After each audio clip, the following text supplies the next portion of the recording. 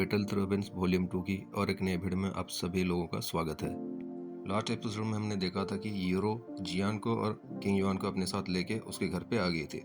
और उसके पिताजी जो थे वो देखने के बाद वो बोलते हैं कि ये कौन है। तभी वो बताते कि ये एक अल्केमिस्ट है और वो एक अफसोस के साथ बोल देंगे, हालांकि तुम बहुत ही ज़्यादा मेहनत कर रहे हो मेरे लिए, लेकिन अभी कोई फ़ायदा नहीं क्योंकि मेरे पास अभी ज़्यादा टाइम नहीं है। लेकिन ये सुनने के बाद वो यूरो थी वो बोलती है कि पिताजी आप चिंता मत कीजिए, ये जो अल्केमिस्ट है ये कुछ अलग है और इसके पास कुछ ऐसा खास चीज़ है जो कि आपकी जो बॉडी में जो है चीज़ उसको निकालने में ये आपका मदद कर सकता है। तभी ये सुनने के बाद उसका जो फादर थे उसको भी थोड़ा इंटरेस्ट आ जाता है जियान के ऊपर। तो वो बोलते हैं कि अच्छा ठीक है, मुझे दिखाओ कि तुम्हारे पास क्या ऐसे चीज़ है जिसकी वजह से तुम यहाँ पे आए हो और मेरा ट्रीटमेंट करने के लिए तैयार हुए हो। और वहाँ पे जब ये बोलते हैं तो जियान वहाँ पे अपना फायर हेल्प को यानी जियोली के बाहर निकल लेता है और जियोली आके जियान के कंधे पे बैठ जाता है। हमारे एपिसोड का शुरुआत भी यहीं से ही होता है। जब ये फायर हेल्प सामने बैठ जाता है तभी वो जो ओल्ड एज मैन था, मिडिल एज मैन जो था, उसका मुंह खुला के खुला रह जाता है। अभी वो इतना सरप्राइज हो चुके थे कि उनको बोलने के लिए उनके पास एक शब्द भी नहीं था। वो सोचते हैं कि क्या वाकई में ये एक फायर हेल्प है उनके सामने जो अभी प्रकट हुआ है। वो देखते हैं कि उनके सामने एक मिल्की वाइट कलर की एक फायर हेल्प बैठा हुआ है और उसके शरीर से चारों तरफ जो एक टेरिफाइंग लेवल की हाई टेम्परेचर एमिट हो रहा है और चारों तरफ फैल रहा है। इसको देख के वो एक सरप्राइज फील के साथ यूरो की तरफ देखते हैं और वो एक रिलीफ फील भी करते हैं। अभी वो जियान को बताती हैं कि जब वो एक बार वारक्राफ्ट माउंटेन में मॉन्स्टर को हंट करने के लिए गए थे तभी एक 9 नीदर स्पैरो से टकरा गए थे और उस स्पैरो के चारों तरफ, उसका बॉडी के चारों तरफ एक फायर तरह का कुछ लिपटा हुआ था। उसको 9 नीदर फायर बोल के कहा जाता है और उसी की वजह से उनके बॉडी में कुछ जख्म बने हुए हैं और उस जख्म के अंदर शायद उस स्पैरो का कुछ फायर भी रह गया है उनके अंदर। इसी की वजह से उनका जो बॉडी का हालत धीरे धीरे बहुत ही बदतर होती जा रही है क्योंकि वो स्पैरो बहुत ही ज़्यादा रेयर था और उसका जो पावर था एक 6 स्टार डूडी का था और इनका पावर थोड़ा सा कम था शायद। हालांकि उसके बाद से इन्होंने बहुत ही ज़्यादा कोशिश की और कुछ एंशिएंट बुक्स में भी देखे इसके कोई सोल्यूशन मिल जाएगा, लेकिन वहाँ पे उनको कोई भी सोल्यूशन नहीं मिला। तभी वो अपना सभी आशाएं छोड़ चुके थे क्योंकि वो जानते थे कि ऐसे फायर को अगर ख़त्म करना होगा तो एक होली फ्लेम या फिर कोई फायर हेल्प के पास ही ऐसा ताकत होता है। तभी वो जियान की तरफ देख के बोलते हैं कि लिटिल फ्रेंड, मुझे पता ही नहीं था कि तुम एक फायर हेल्प का मास्टर रहोगे और मुझे माफ़ कर देना अगर मैं तुम्हें कुछ बुरा भला कहा हो तो। अभी मेरा जितना भी होप्स था मैं तुम्हारे ऊपर ही छोड़ देता हूँ क्योंकि मेरे पास और कोई सोल्यूशन नहीं है, तो मेरा ये लाइफ या फिर डेथ ये तुम ही डिसाइड करो। अभी ये सुन के जियान बोलता कि अभी ज़्यादा चिंता मत करो क्योंकि कोई लाइफ और डेथ की सिचुएशन नहीं आने वाली है। जब तक सिचुएशन कंट्रोल में है तब तक आप ठीक हो जाओगे। बेसिकली पहले हम थोड़ा सा गलत सोच रहे थे क्योंकि वो जो बूढ़ा, वो जो मिडिल एज मैन था वहाँ पे उस रूम के अंदर से ये बातें कर रहा था और जियान अभी रूम के अंदर जाता है उसका डोर को खोल के। तब वो सामने देखता है कि ये बड़ा सा रूम है, ज़्यादा स्पेस भी रहता है वहाँ पे और उसके बीच में एक बेड पड़ा हुआ था और उस बेड में एक मिडिल एज मैन लेटा हुआ था जो कि थोड़ा सा स्किनी दिख रहा था। रूम के आसपास कुछ सर्वेंट्स भी थे और वो बहुत ही ज़्यादा बिजी थे, इधर उधर आना जाना करते थे। जब वहाँ पे डोर खुल के जियान अंदर चला जाता है तब वहाँ पे जो आसपास मेड्स थे यहाँ पे बिना डिस्टर्ब किए वो नीचे चले जाते हैं। जियान जो कि धीरे धीरे उस बेड की तरफ जा रहा था वो उस बूढ़े आदमी को देखता है और उसका स्पिरिचुअल एनर्जी उस आदमी के चारों तरफ फैला देता है। वो फील करता है कि वो जो मिडिल एज मैन था उसका फेस थोड़ा सा ग्रे ब्लैक कलर में कन्वर्ट हो गया और उसका फेस में एक मौत का तांडव दिखाई देने लगा है। जियान सोचता है कि यार ये बुढ़ा तो बहुत ही जल्दी टपकने वाला था, अच्छा हुआ कि मैं इधर आ गया इसको ट्रीट करने के लिए, नहीं तो ये जल्दी से ऊपर चला जाता। तभी जियान हल्की आवाज़ में बताता कि ये बुढ़ा का जो सिचुएशन है बहुत ही ज़्यादा सीरियस है। तभी यूरो जियान को बताते कि जियान तुमने ठीक पहचाना क्योंकि हमारे पिताजी जो हैं उनको एक अलग तरह की फायर पॉइजन से अफेक्टेड हो गए हैं और उनकी वजह से उनका जो लाइफ एनर्जी है वो धीरे धीरे ख़त्म हो रही है और शायद कोई 6 स्टार डोडी भी अगर इस फायर पॉइजन की चपेट में आ जाता तो वो भी एंडेवर ना कर पाता। और मेरे पिताजी जो थे इसको सहते सहते अपने लिमिट तक पहुंच चुके हैं और ये उनका लास्ट टाइम है जब ये और ज़्यादा एंडेवर नहीं कर सकते। अभी यूरो बहुत ही ज़्यादा इमोशनल हो गई थी और जियान की तरफ देख के बड़े बड़े आंखों से देखते हुए बोलती कि जियान प्लीज़, मैं तुम्हें रिक्वेस्ट करता हूँ, मेरे पिताजी को तुम बचा लो। जियान बताता कि अच्छा ठीक है, मैं अपना बेस्ट दूंगा, तुम बस एक काम करो, मुझे किसी को डिस्टर्ब मत करने दो, मैं अभी यहाँ पे स्टार्ट करने जा रहा हूँ इसका ट्रीटमेंट का प्रोसेस। क्योंकि ये बहुत ही ज़्यादा गंभीर सिचुएशन है, इसलिए मैं तुम्हारे पिताजी के फायर पॉइजन को अपने फ्लेम्स की मदद से उनको बाहर निकालूंगा, और इसके लिए मुझे एक काम माइंड के साथ अपना सोल पावर को इकट्ठा करके उनके अंदर भेजना पड़ता है, इसलिए मुझे डिस्टर्ब मत करना, वरना यहाँ पे जितना ज़्यादा फायदा नहीं होगा उतना ज़्यादा नुकसान हो जाएगा। अभी यूरो जो थी अपने सिर को हिलाते हुए सोचती है कि ठीक है, मैं इसका ध्यान रखूंगी। वो भी जानती थी कि उसको ये लंबा सा और पतला सा लड़का जो मदद करने के लिए आया है वो सिर्फ अल्केमिस्ट एसोसिएशन के प्रेसिडेंट की कहने की वजह से ही आया है, और अभी वो जियान को बहुत ही ज़्यादा होप्स के साथ देख रही थी अपने बड़े बड़े आंखों से। तभी वो यूरो के फादर की तरफ देख के बोल देंगे, सीनियर आप एक काम कीजिए, आप अपना जो फायर पॉइजन है उसको अपने बॉडी से निकलने के लिए मेरे जो फायर एल्फ है उसके अंदर से फायर एनर्जी को रिसीव करिए और अपने भीतर से उस फायर पॉइजन को बाहर निकालने की कोशिश कीजिए। इसके अलावा और कोई रास्ता नहीं है आपके अंदर से फायर पॉइजन को निकालने का। तभी ये सुन के यूरो बोलती कि इसमें तो बहुत ज़्यादा खतरा है। तभी जियान बताता कि हाँ खतरा है, लेकिन हमें इसको करना होगा क्योंकि इसके अलावा और कोई रास्ता नहीं है। तभी यूरो बताते हैं कि इसमें तो सक्सेस की चांसेस भी 50% से भी कम होगा शायद, लगता है।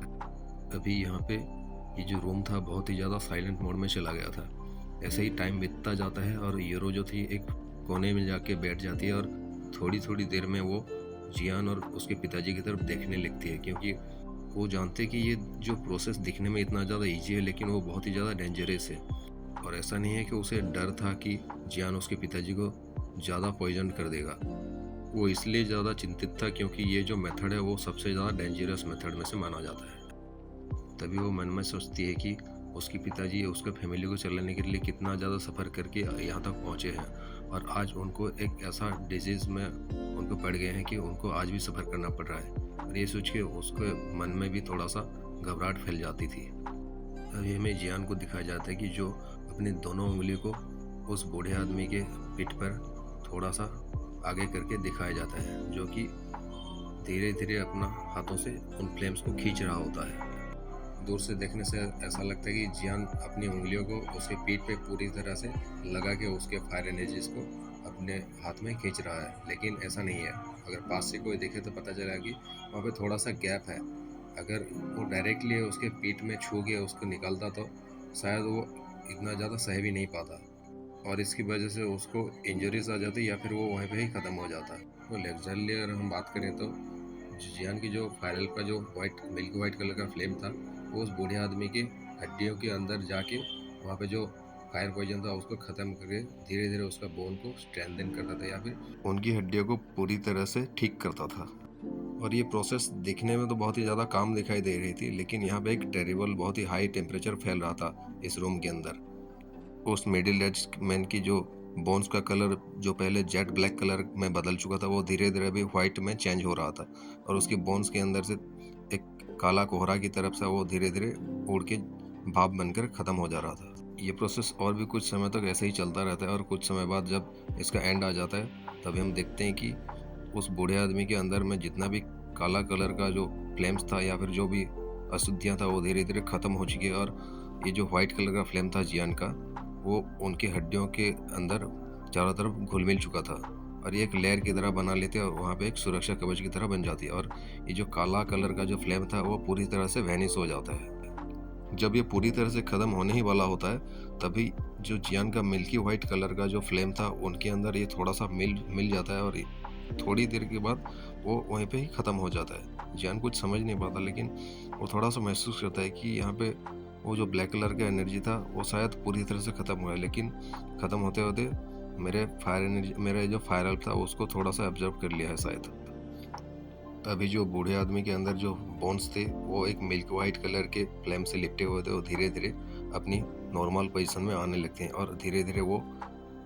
पूरी तरह से ठीक हो जाते हैं। ये सिचुएशन को फील करे वो जो मिडिल एज मैन वाला बूढ़ा आदमी था वो बहुत ही ज़्यादा खुश होने लगता है, और वो जब कुछ देर पहले उसके शरीर में चारों तरफ पसीने से नहा गया था वो धीरे धीरे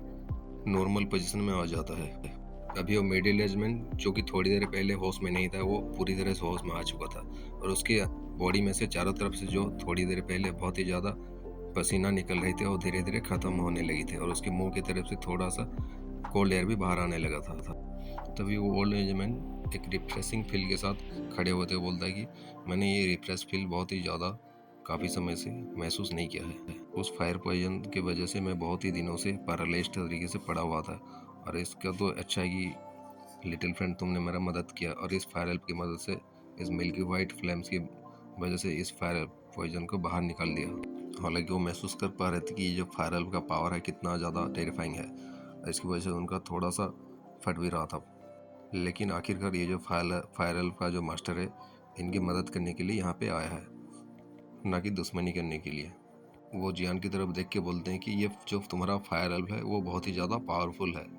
इस सीन को देख के यूरो जो थी वो बहुत ही ज़्यादा खुश भी हो चुकी थी। वैसे तो वो चाहती थी कि वो आके पर्सनली जियान को थैंक यू बोले, लेकिन यहाँ का जो माहौल है थोड़ा सा गर्म है, मतलब थोड़ा सा बहुत ही ज़्यादा टेम्परेचर हाई है, इसलिए वो यहाँ पे नहीं आ सकती। और वो ये भी महसूस करता है कि उसके सामने जो जियान अभी बैठा हुआ है उसके माथे में पसीने से वो भी नहा चुका है, क्योंकि बहुत ही देर तक वो यहाँ पे बैठ के उसका सोल पावर को यूज करके यहाँ पे उस हाई टेम्परेचर में उसका पिताजी का ट्रीट कर रहा था। ऐसा नहीं कि जियान को इतना ज़्यादा मुश्किलों का सामना करना पड़ता, क्योंकि वो पिछले बैटल में वो जो काले कलर के आदमी से लड़ा था उसकी वजह से उसका सोल पावर जो है वो एक नॉर्मल पोजीशन में नहीं आया है अभी तक, इसीलिए उसको बहुत ही ज़्यादा मुश्किलों का सामना करना पड़ रहा है। जब वो उस आदमी को पूरी तरह से ट्रीट कर देता है और वो अपना लास्ट जो फ्लेम्स का जो कंट्रोल वो भी उसके बॉडी के अंदर से बाहर निकाल लेता है, तभी उस आदमी के मुंह से 2-3 बूंद खून बाहर आ जाता है और उसी में वो जो फायर पॉइजन था वो भी बाहर निकल आता है और तभी वो एक जगह पे सभी फायर पॉइजन को इकट्ठा करके वो वहाँ पे उस फ्लेम्स के कंट्रोल की मदद से उनको डिवोर कर लेता है जियान। और तभी यूरो को बोलता है कि अभी तुम यहाँ पे आ सकते हो, अभी यहाँ पे सेफ है। हालांकि ये बहुत ही ज़्यादा पेनफुल था ये सिचुएशन जो था अभी ट्रीटमेंट का, लेकिन ये अभी पूरी तरह से ठीक हो चुके हैं। कुछ दिनों की ट्रेनिंग के बाद ये पूरी तरह से नॉर्मल हो जाएंगे और उनका जो पावर्स है वो भी धीरे धीरे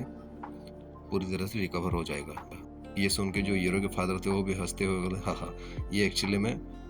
जो फायर पॉइजन का एसेंस था जो बचा हुआ था मेरे बॉडी के अंदर वही बाहर निकला है, अभी मुझे अच्छा लग रहा है। अभी यूरो जो कि इस रूम में बहुत ही देर से उनका इंतज़ार कर रही थी उसके पिताजी कब ठीक हो जाएंगे, ये बहुत ही ज़्यादा इमोशनल होके उसके पिताजी की तरफ दौड़ के चले जाते हैं और ये भूल जाते कि जियान भी इस रूम में अभी बैठा हुआ है। लेकिन वो ये सब भूल के उसके पिताजी को जाके पकड़ के रोने लगती है एक छोटी बच्ची की तरह। वो रोते रोते हुए बोलते कि डैडी मैंने आपसे कहा था ना आप ठीक हो जाओगे एक दिन, और देखो आप पूरी तरह से ठीक हो गए। क्या आपको अभी अच्छा लग रहा है?